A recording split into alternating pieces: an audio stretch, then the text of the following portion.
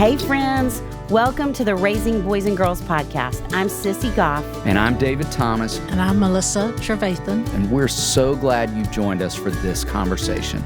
Let's dive in.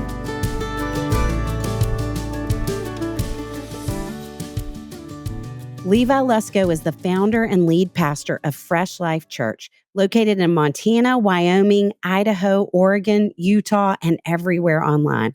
He is a best-selling author, podcast host, husband, and father, and travels the world speaking about Jesus. He's the author of several books, children's books, and devotionals, including Through the Eyes of a Lion, I Declare War, The Marriage Devotional, and his latest, The Last Supper on the Moon. Jennie Lusko is a best-selling author, podcast host, wife, mom of 5, and she pastors Fresh Life Church alongside her husband, Levi. She is the author of The Fight to Flourish.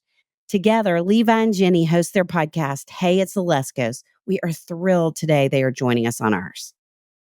Y'all, we have been so excited about having you on. I think we have been talking about it for over a year, probably. I think so. Yes. And we are so happy to be here with you guys. Seriously. And we're It's swooning. like dream come true. We're swooning. Swooning? Because, well, here's why. Here's the thing. I've always said, if you don't see Jennie at Fresh Life Church one day and you're like, where's she at? She's not showing up for Hey, It's the Luskos recordings. It's because she volunteered to become an intern to Raising Boys and Girls. Because this girl, you guys, is the most rabid fan. I'm telling you, she has sent your episodes to more people. She makes everyone listen to it as a rite of passage. So we're giant fans. Our parenting's better because of your podcast. That's right. Y'all. Thank you, Y'all guys. are so kind. Appreciate you. Incredibly generous. Well, it's just a mutual fan club because we feel the same way. We want to figure out how we can make our way to Montana and hang out with y'all in person. Seriously. But where you are, not where we are. Not that Nashville's Can we get not you? awesome. Can we get you in the cold plunge? You think? Oh, I would do it to come to Montana. I would too. Yeah. Done. It's You a be deal. careful what you wish for.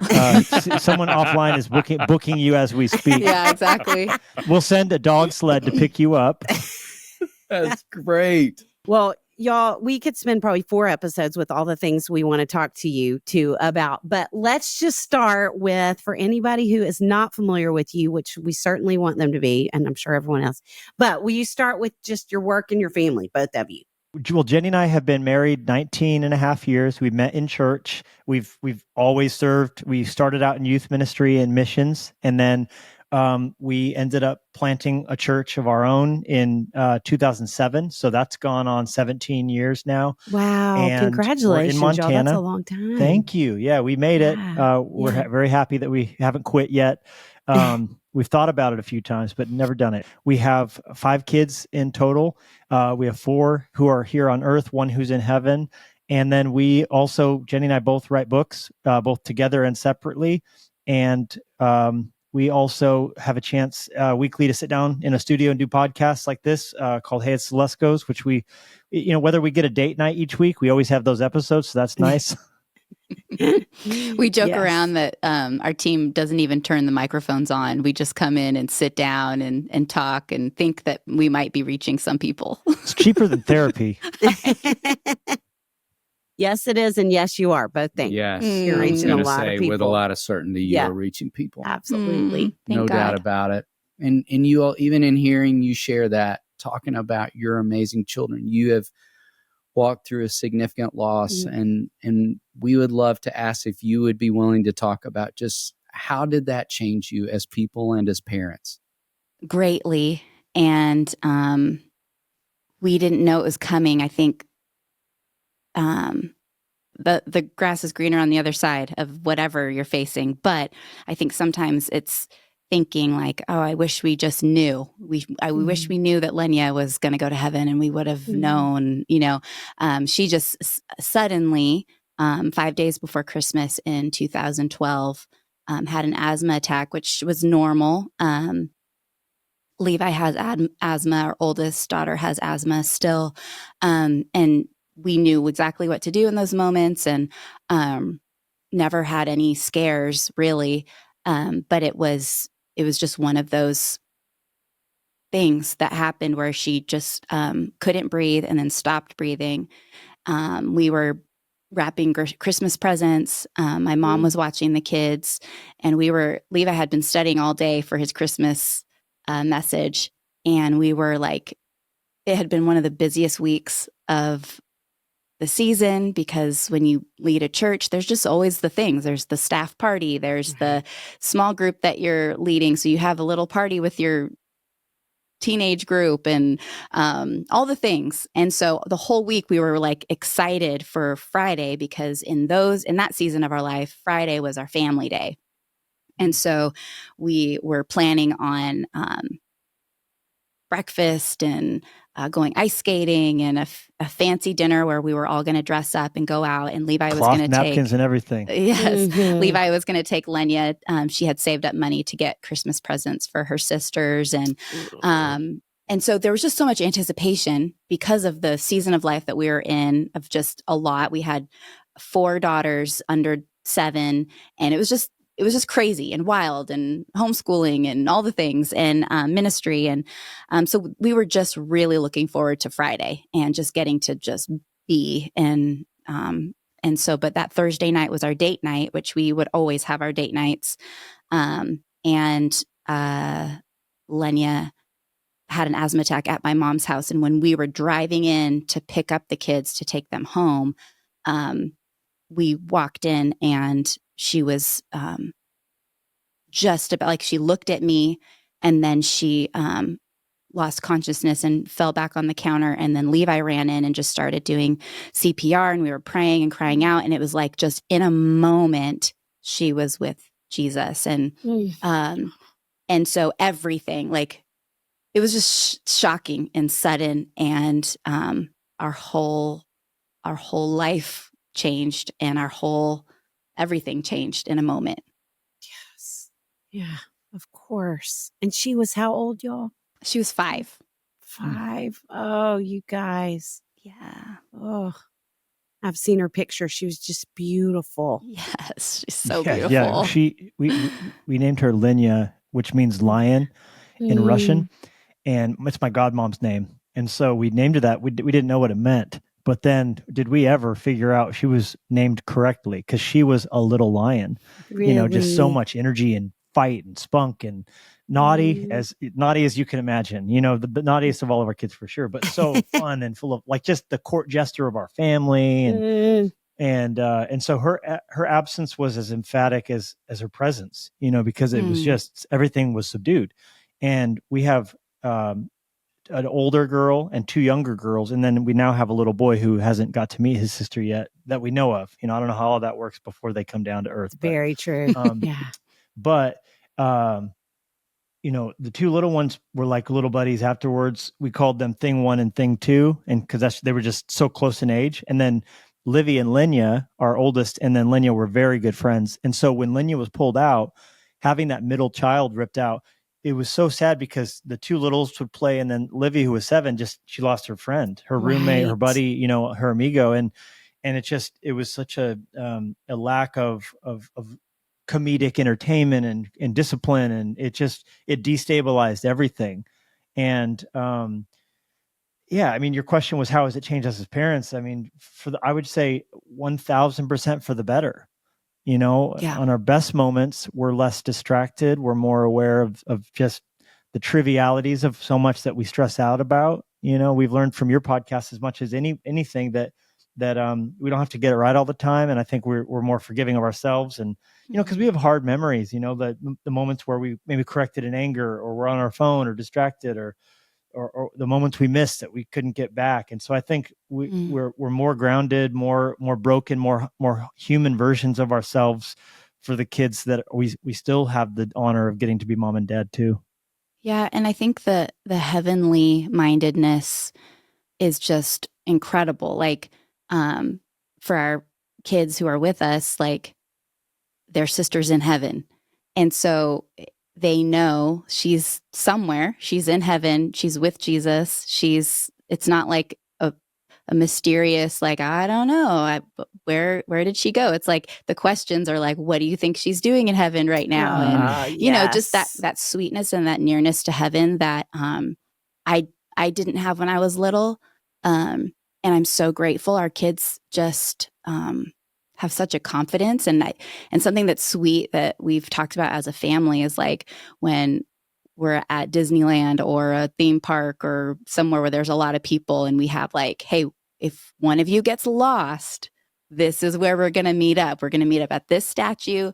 And so just head there or find someone that can help you. But so sweet is we all know we're on the same page that because of Jesus, if one of us goes home to heaven first, like we're going to meet up in heaven because of Jesus. And just kind of just that, it's just sweet and it's special and it's hard and it's brutal and it's all the things, but it's just, I love that our kids are just growing up with such a nearness and awareness of heaven. Yes. That image of y'all having a space in heaven where you're going to gather back up is just beautiful. Yes, oh, Thank you for being willing to tell us that. know. I love hearing about her. I love learning about her. We love talking about her. I was just reading this morning. I've been reading through old journals, and I was reading in this one from 2011 when we just had Olivia, Lenya, and Daisy. And I wrote out a prayer for Lenya, and I didn't ever remember writing it, but it was just so sweet to read it about specifically praying for her.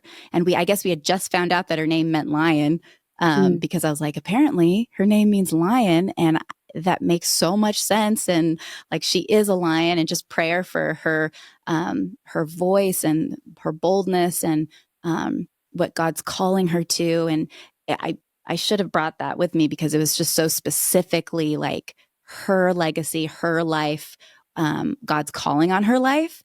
And it's just, and now looking back, it's like God has done so much more. And obviously we hate that she's gone and we wish she was with us.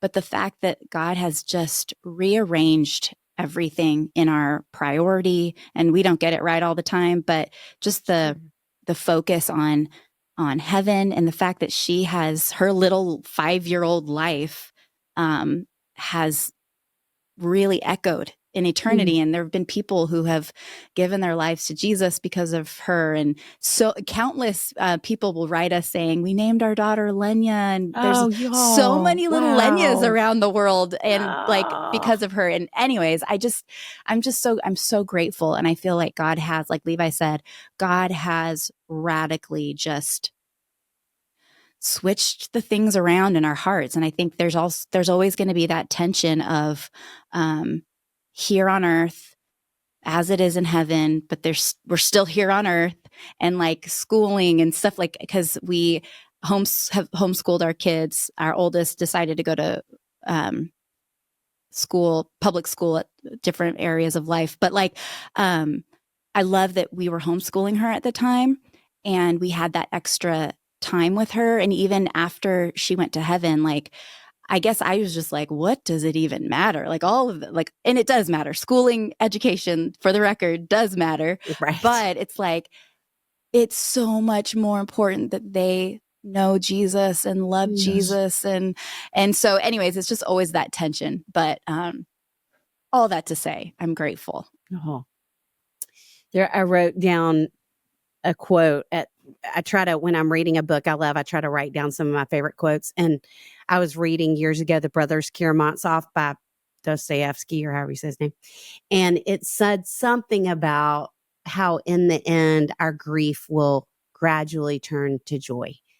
And hear you all talk about it, it makes me think so much of gradually, once we're in heaven, it certainly will be joy. And the joy that y'all will have when you're all back together as a family, but also you guys to hear y'all talk about it. And that I love that you said, and it's awful too, and terrible and all of those things, but there's also such joy that emanates from who the two of you are as you talk about it. And the fact that God is using y'all so powerfully in your ministries that I am confident we know loss is loss to some degree, although I think y'all's is maybe the most unspeakable loss to lose a child. But I think you can relate to people in the depth of that loss that invites people to know Jesus in a different way than so many others would. I just am so grateful for how you all have allowed space for that to happen. that I think others are healed through you all. It's so weird the way there's an inverse connection between suffering and glory, and oftentimes pleasure and comfort, and being sedentary and not that not being great. But we all know no one wants to get fired, no one wants to get cancer, no one wants to get burns over their whole body.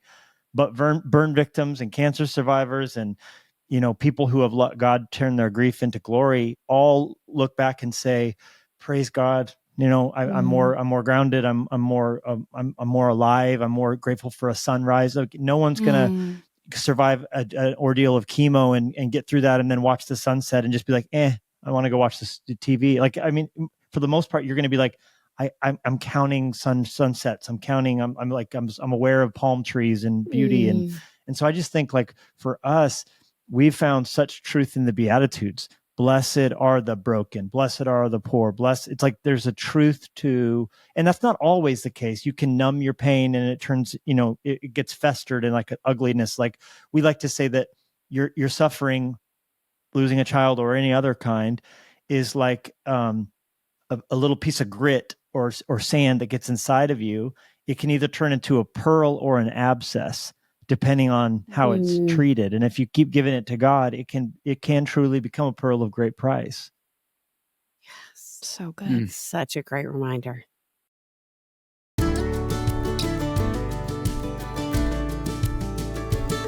David, I'm hearing more parents talk about wishing there were podcasts they could listen to together as a family. Well, I may be able to help you out there.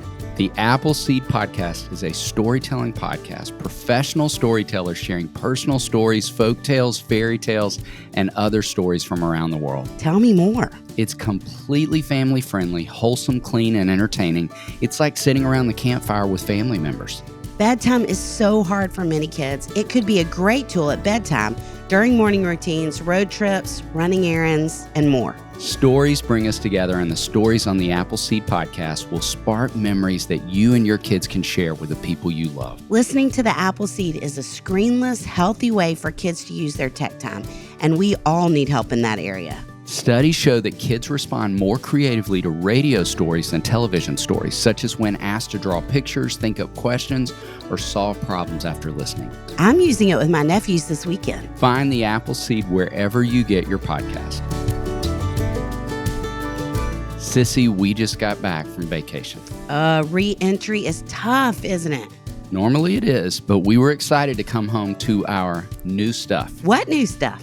Our den is basically a Wayfair showroom right now. New coffee table, new lamps, new chairs. Shall I keep going? Is there anything old left in the room? Just me. I'm the oldest item in the room. There is no better feeling than loving your home, and Wayfair makes it easy to create a space where you can relax and unwind no matter the season. I am loving my porch pillows from Wayfair. You know what I love? How fast Wayfair delivered everything to my house and how fast I assembled it. I love how easy it was to use their website and mobile app. I love how affordable their options are. Everything you need for your home, from living room and outdoor areas to bedroom, bathroom, and more. It's good to come home when you live in the Wayborhood. Visit Wayfair.com or download the Wayfair app. That's WAYFAIR.com.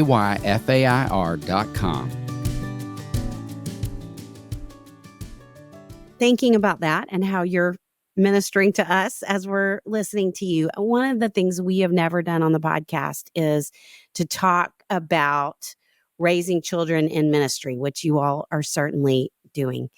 And we have counseled plenty of families in that space who are doing so with a lot of intentionality, but you all are too. And I think your kids, I hope I get to meet your kids one day, because I think me too. With both aspects of life, having Lenya ahead of them in heaven and growing up in ministry with the two of you and who you are, I would imagine they are pretty remarkable kiddos. Yes, they are. Yes, I'm sure. And we would love for y'all to maybe talk a little bit about what it looks like to navigate raising kids in ministry / public life, because you all are.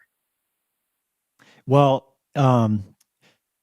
first of all, Lennox the other day, our nanny told us that he had spilled something on the ground, and she asked him to pick it up. And wipe it up with a towel? And he said no. And so she said, well, I'm gonna stand here until you do. She got the spray bottle, handed to him, handed him the paper towels, and he while she was watching, proceeded to squirt it in her eyes to clean her.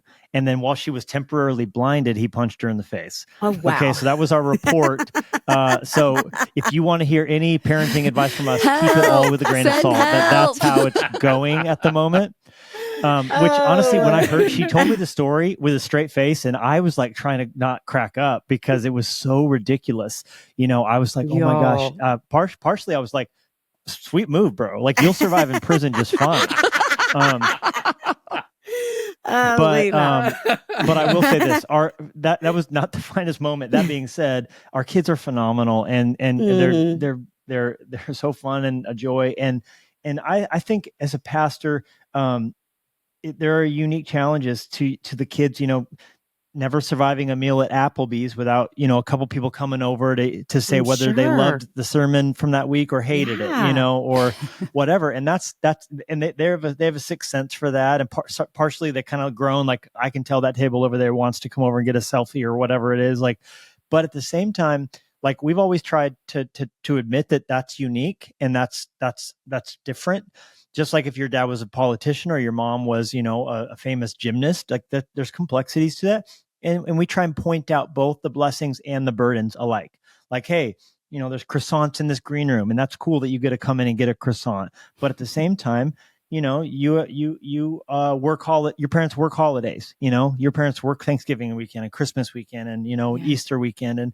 And that's not bad. There's blessings and burdens. Just like if I was a soldier or Jennie, if she was a surgeon, she's going to get called in to do cases. And so we try and help them spot that there are heavy things, and heavy things can either feel like a heavy burden or feel like, wow, that's a heavy, precious metal, And so I think we've tried to really have an open hand with that. And that's one of the things, Jennie, that's I think has worked out to some degree. Yeah, no, that's so good. It's a struggle, and it's a beautiful struggle because each one of them is so different, each one of them. And this is something that I crave, like, from you guys, learning from anyone who has kids in ministry. Like, we just are always learning. And I feel like that's something that has been so helpful, like, and honestly, such a gift as far as the ministry that God has allowed us to have, getting to travel, getting to be friends with people who live in a different state, in a different country, who are raising their kids in the house of the Lord, and trying. It's just like, we know that we're not alone. And I think that's the hugest thing for me, and my confidence and my comfort is just like, okay, we know people. We have people in our lives who are doing this. It's possible. It might seem bleak right now, but it's gonna be okay. God's got us. Like, and I think the biggest thing, even like I said, I was reading my journal from years ago. Like, I was crying out to God in my journal, just like, God, I totally yelled at Lenya. I totally messed up. Like, help me be kind. Like, help me to discipline my kids with kind eyes. And I feel like even just all throughout the years, and Olivia's 18, she's getting ready to go to college, and like, wow, we're just in a crazy season. Meanwhile, we also have Lennox, who's 6 and a first grader. And so it's just like, everything is everywhere at the moment. Yes. We were young parents, and now we're old parents. So we timed that very badly, you guys. Or really well. That's right. But, one of the two.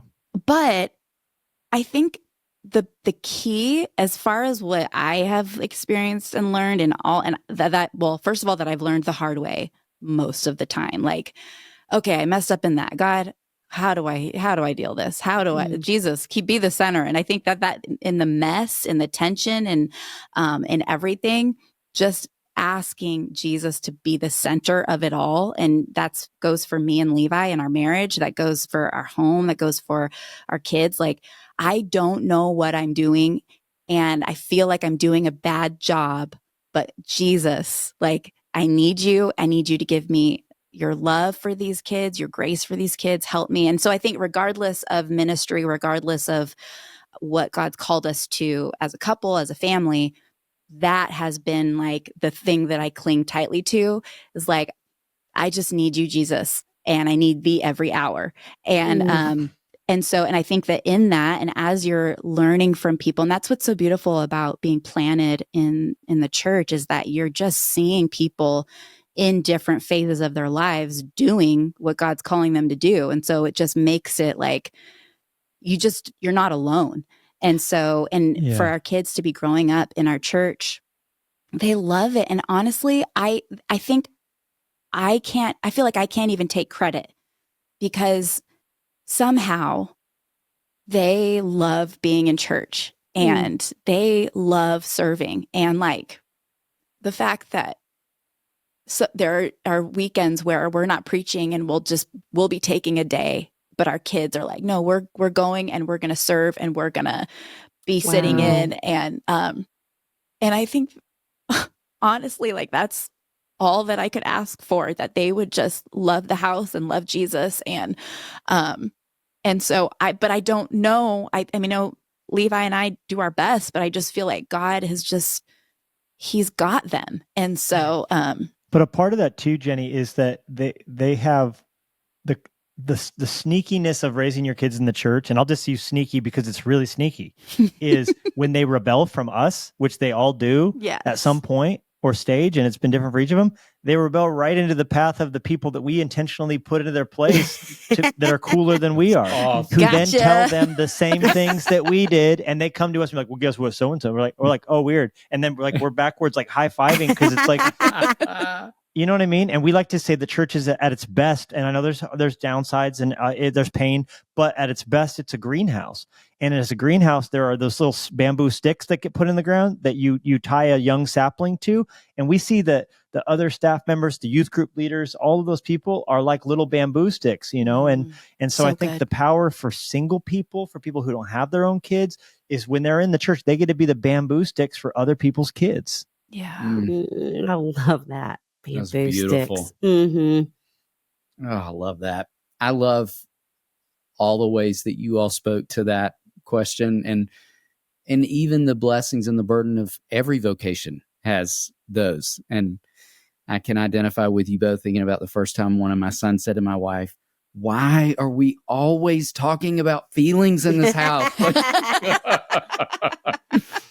Poor guy. Absolutely. Because you guys have a calling, and I have your book right here, Raising Emotionally Strong Boys, has saved my life, because having 4 daughters and then all of a sudden a little boy has like changed everything. He's so different. The way that he hears is different. The way that he doesn't hear is different. The way that all these things, and I'm just like, I need all the help I can get. So thank you. Thank you for that. So incredibly kind of you. None of the girls ever went outside and peed on anything, ever, you know?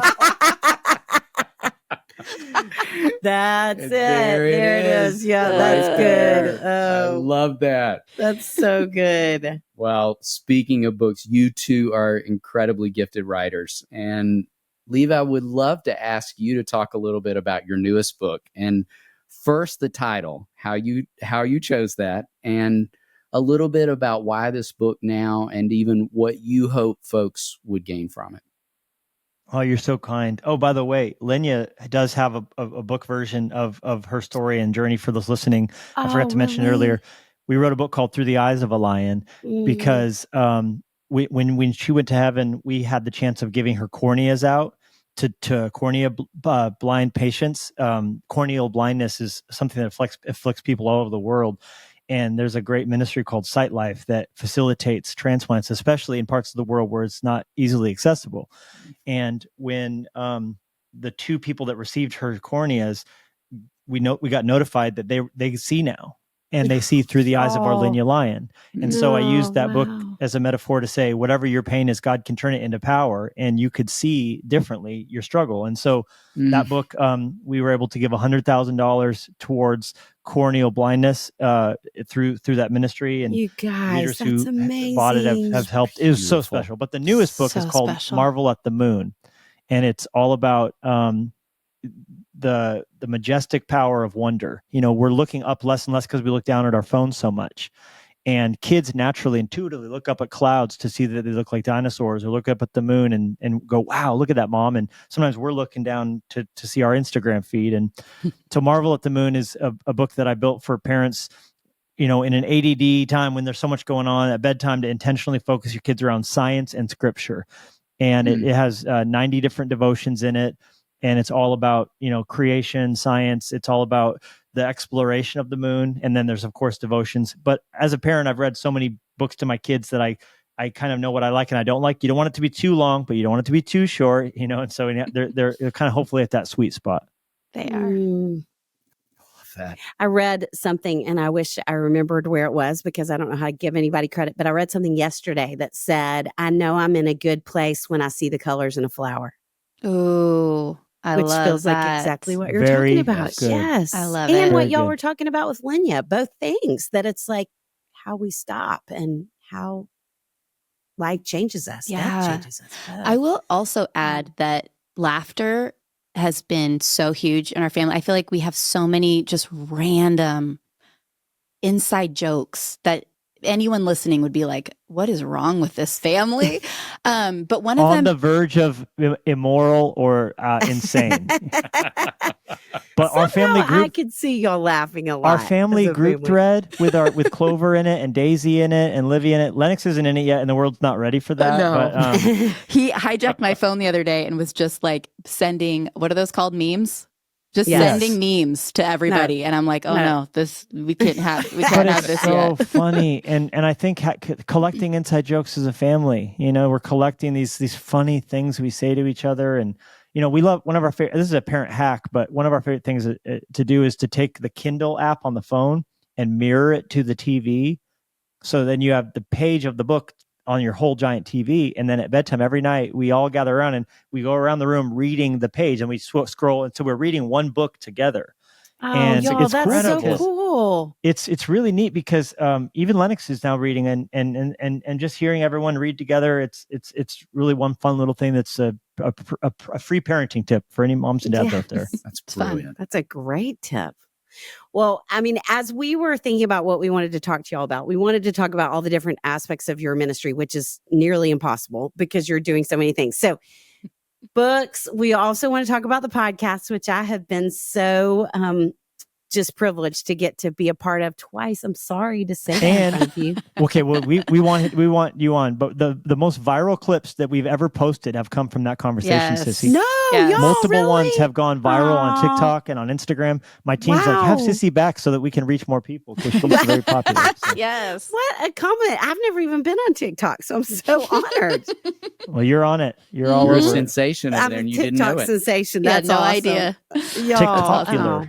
Well, I think that has more to do with y'all than it does to me, but I'm very honored.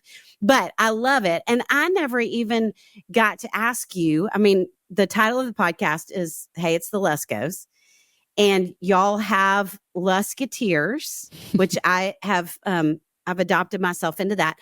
But I don't think I know the origins. I was wondering, is there some tie to Disney? Yeah, so Lusketeers, we call, we didn't know what to call the people who listen, and we wanted to create a community and a family. Carlos Whitaker has his Insta Familia, Right. So we wanted to have something for our friends who listen, and it's so fun because someone suggested Lusketeers, Juliet Ross, our friend, and she goes, they're Lusketeers, and we're like, oh my gosh, that's the greatest name ever, and it's like the Mouseketeers from Mickey Mouse Club, Mm-hmm. and we love going to Disney parks with our kids. We've done it forever. Yes, it's expensive, but those moments where you're just walking around, noticing the excellence and the culture and the joy of it, we prioritize that. And it's money I'd gladly spend again because of how much fun it is for kid and adult alike. And when each of the kids turn 5, I take them on a solo trip to Disneyland, just me and them.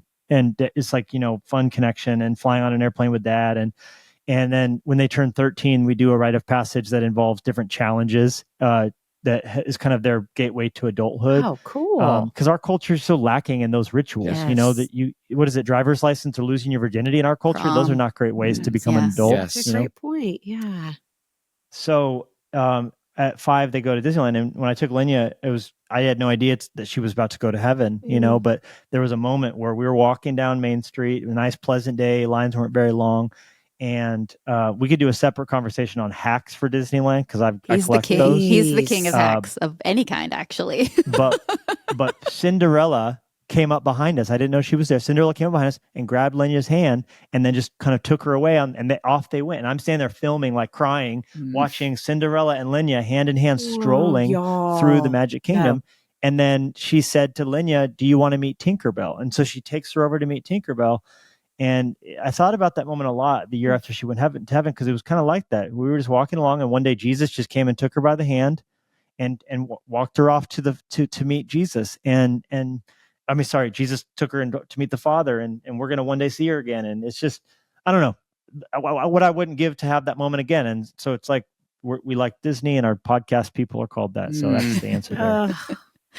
But it started in 2020 because we were just doing tea time. Like, I think everyone was just trying to figure out what the heck to do. And so we were like, well, let's just try to keep in touch with our church. And so we just did tea time with Levi and Jennie. And it was just like Tuesday, tea party, because we've in the past done like Tea Party Tuesday with our girls. Lennox actually is the one that really wants to keep it going, which is the cutest thing. But so we would just do tea time, and then it kind of turned into something, which is our podcast came out of COVID. Yeah. So there's one good thing that came out of COVID. There you go. It's a great thing that came out of COVID. Yeah. And you all talk about so many things. I love that you really just are touching on all aspects of life and loss and hope and Jesus and all the things. Yeah. It's so fun. So grateful. Yeah. And just we've let our curiosity kind of take us. We love having different guests, and we do Q&As where we let people send voice memos in. That's our favorite, where we can hear different Lusketeers voices and hear them ask their question, and we struggle through the answers, and it's a lot of fun.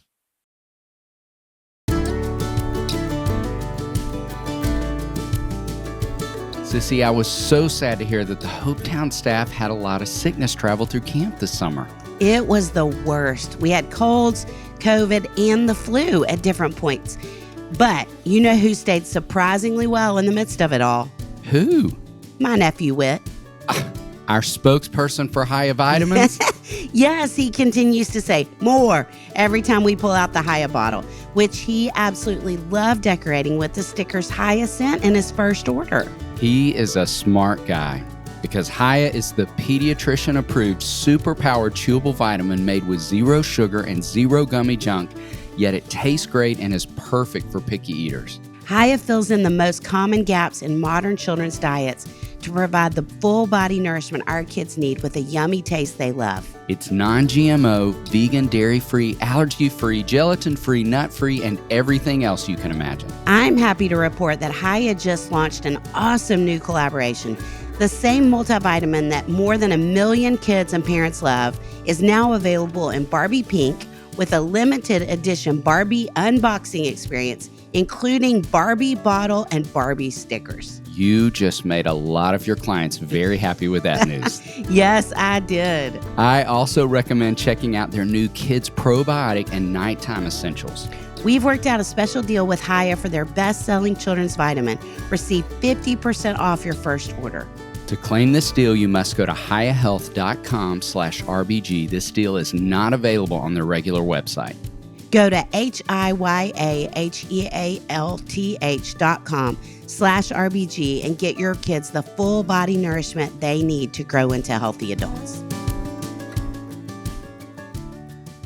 Well, thinking about the amazing offerings that you are putting into the world, we want to ask you another question about Fresh Life. So at a time when I think so many churches are struggling just to get people to come in through the doors, your church is thriving. And we love to just ask you, like, what do you think people are hungry for? What do you think they're wanting as they come through the doors of your church? I think right now and always, it's the presence of God more than anything. I think, you can get a great sermon online. You can get a great worship CD ministry online that you can listen to in your car or at the gym. But CD. there's something about coming together. Yeah, there's me being born in 82. Sorry, I said CD. Sorry, I could not say that. Thanks, Jen. Appreciate that. You can't let that go. It's fine. The presence of God in the two or more together. You know, there's just something about that you can't replicate, I think, any other way. And I'm not saying online doesn't have a place, and there's power and all that. But I think what's happening right now in this moment that the church is leaned into is just the power of God's presence, and a part of that is the vulnerability. Creating a place and a space that's safe for people to say, "I've got a withered hand, and I'm going to reach it out to Jesus, and no one's going to laugh." I think AA has it right when it has people starting out with saying, "Hey, I'm messed up, I'm broken, I'm a sinner," and everyone claps. Yes. Church should be a place where you can say, "Here's what's wrong," and everyone claps. Not because we're saying stay in that, but because we're saying, yes, bring that to Jesus, and we're broken too. And so we can start out. We should, at our best, start church out with like, "Hey, I'm so and so, and I'm a sinner." It's like, well, now that we have that out of the way, me too. And then we can all kind of bring our brokenness to Jesus and experience His presence together, right? That's so good. Tom. That's so good. Well, Jennie, I feel like I'm cheering you on big time that you are writing and that you speak and you are delivering sermons right alongside Levi. I mean, on your own. And you have quite your own ministry. And I love that your girls are growing up watching you do that. Just, there was just an age that was unheard of. Yeah. And for you to deliver truth the way you do, with grace the way you do, I would love for you to talk a little bit about what you're hoping your girls see and gain, and not just your girls, him too. I mean, all your kiddos. What are all of them seeing and learning? What do you want them to?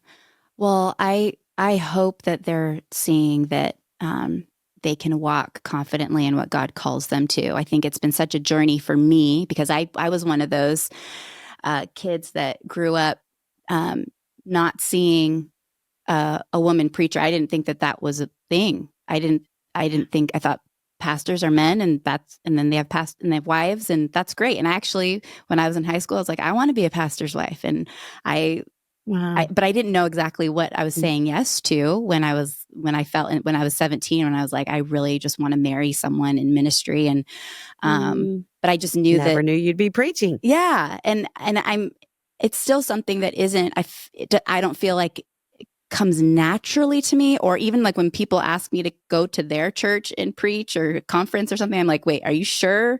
Do you know what you're asking for? Because I love speaking into the life of our church, and I love it just makes sense. But it's been a journey of confidence, a journey of my voice. Like, I feel like Moses, I'm a bumbling idiot. Like, I stutter, like what do I have to say? But it's been such a journey of God, telling me and leading me, and honestly, so much through Levi, of encouraging me that God wants to use my voice, and God wants to speak through me, and God wants to, challenge me and use me in ways that maybe I didn't think were possible, or and so I guess that would be what I would hope our kids are seeing from both of us, that they would just hear from God first of all, and even now, with our oldest, we're just encouraging her, you hear from God as far as where you want to go, what you want to do, what God's leading you to do, which is such a beautiful season and thing, but just that they would hear from Him and then walk confidently in what He calls them to, and lean just desperately on Jesus and in His Word, and that's my desire for my life still, and I know that that's Levi's, and I think it's interesting now to see if Levi and I go on a trip, the things that our kids will continue to do in our absence, it's like pulling teeth sometimes to have our family tennis day. And it's like, okay, guys, this is going to be so much fun. And everyone's like, no, Clover did this. Well, they're all fighting. But then it's like, we are gone, and Olivia's taking all the kids to tennis, and she's having them run laps and all the things. And it's like, okay, so they're actually they want to do this stuff. It's just with us, not so much. Or reading their Bible, finding them reading their Bible I don't know. There's just the things that you just hope that they catch, and Right. and you encourage them to, but then you see them actually doing stuff, and it's like, oh, okay. So God, you're so much bigger than what we can do on our own. I love that. Me too. We've talked a lot about how we are seeing parents more discouraged than ever, struggling more than ever. And we'd love to ask you both, just what encouragement would you offer to parents specifically? Someone said recently in the room I was in, it wasn't even a conversation I was directly involved in. They said it real kind of casually. And I've been thinking about it so much lately. And it's the phrase, and it probably came from you, roots when they're young, wings when they're old. Roots when they're young, wings when they're old. And if you focus on the roots now, then you can let them have the wings then. And I think what Jennie was just saying is so powerful, because it oftentimes in parenting feels like no one's listening. Is this thing even on? But then, like she's saying, when in our absence, when the scaffolding pulls away, the building stands. And so I think what gets so exasperating and tiring is feeling like you don't have proof of concept or anything to show for it when you're in the trenches of parenting. But as everyone of course tells us how fast it's all going to go, and when that moment comes, you're going to look back and go, oh my gosh, I'm so grateful. So don't. I would just say, if a parent's struggling today, don't be fooled by what you're seeing. The lack of apparent progress doesn't mean there isn't progress happening. Think about when the children of Israel had to march around Jericho 7 times for 7 days. And only when they finally fully did it on the 7th lap of the 7th day did the walls fall down. That means for day 2, 3, 4, 5, it's like, this isn't working. That's parenting. You're going to one day look and go, as the walls are falling of joy, you'll look back and be grateful for what you didn't give up on right now. That's so good, Levi. That's great. Yes, that's such a great reminder. My other one thing I would say is be kind to yourself. If someone came to you for encouragement with the exact same thing that you say in your frustrations right now, and you're feeling fatigued right now, what would you say to them? You would say to them, you got this, keep going, you're doing better than you think you are. But for whatever reason, when it's ourselves complaining about our issues, we say, you idiot, why do you suck so bad? True. You're just like your mom, you're terrible. And it's like, dude, whose side are you even on? Voice in my head, So I would just say, pretend you're counseling someone else and then apply that to your own life. Good, Levi. Good word. Anything else, Levi? No. I heard something that was so helpful recently. We were talking with John and Lisa Bevere, and she said something kind of the same thing, like kind of off the hip. I don't know if that's the phrase, but she said, serve your husband and train your kids. And I think I have done that, but I feel like in the moment when she said that, it was like, okay, where are my priorities? Like for those parents who are married, just remembering like the goal is to launch the kids. And I think so often we want as moms to serve our kids and do everything for them. And there are seasons for that, and they're babies or, and there are times where we do need to serve our kids, but with the mindset of serving your spouse and training your kids so that we're training them to be launched into all that God has for them. And I think that has helped me even in this season of our kids and all their different phases that they're in, of training them and helping them. Okay, this is what it looks like to do the laundry. Yes, I do laundry for you all the time, but I'm also going to teach you. Or this is how you load the dishwasher. Or this is how you read your Bible, or whatever it is. But just training, that heart of training, I feel like has been really big in my mind. Y'all, it's just so fun to sit down with the two of you. It's so fun. One of these days we're going to get to in person, but I kept thinking while y'all are talking, I just like the two of you so much. I was actually thinking the exact same thing. Like, I want to hang out with the two of them. We will. Oh my gosh. Well, it's destined. Well, we feel the same way, and both of you are making such a difference, and we've been grateful for this time, and I don't know what that looks like, what it's going to look like, but I just feel like there's going to be some kind of cool way where we can collaborate together on something. And so I look forward to thinking and dreaming about what that could look like. Amen to that. Yes. Us too. Well, we like to end with something fun and food related. So we've got a 2-part question for you all. And that is queso or guac. Queso. And the second question, sorry. what's your favorite kind of taco? I love that you were Jennie, already I'm there, with ya. Jennie. It makes I me love so it happy. Okay, so I'm going to pull a Solomon and cut the baby in half. I realize that's a horrible thing to say if you don't have a context for the biblical count. Do not try. Results not typical. But I'm going to say mix the guac and the queso together. It forms a really incredible substance that you can then dip your chip into, and you don't have to choose one or the other. Great. Way to go. As far as tacos go, I'm an El Pastor guy. So give me that pork shaved right off the spinning thing in the heat lamp and throw some pineapple on that, and let's call it a day, baby. Ooh, that sounds great. Yes. Oh, gosh. Well, Jennie. any tacos will do, but my favorite are fried avocado tacos. Those are so good. Amazing. My favorite. Yes. So, I mean, Yes. I'm getting guacamole basically because I'm eating the avocado in the taco, but I'm choosing the queso because the chips in the queso is just my favorite. Wow, win-win, Jennie. Yeah. Well, we could definitely have tacos with you all. Yes, We we got could. similar loves with Taco that. Tuesday. Yes. Y'all, thank you for your time. Thank you for who you are in the world. And just, I feel like sitting with you, I feel stilled in this way that I feel like I'm just hearing a lot and hearing a lot of good and truth and hope, and just shifts my focus in a really great way. And I feel confident it's going to for everybody who gets to listen.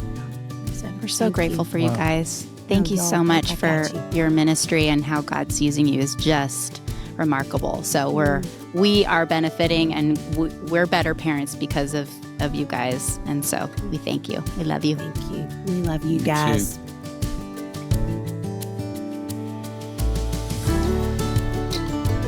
David, what a team we have that we get to call friends who help make this podcast possible. Amanda Young, our operations manager, Chris Starrett, our engineer and producer, our management team at KCH.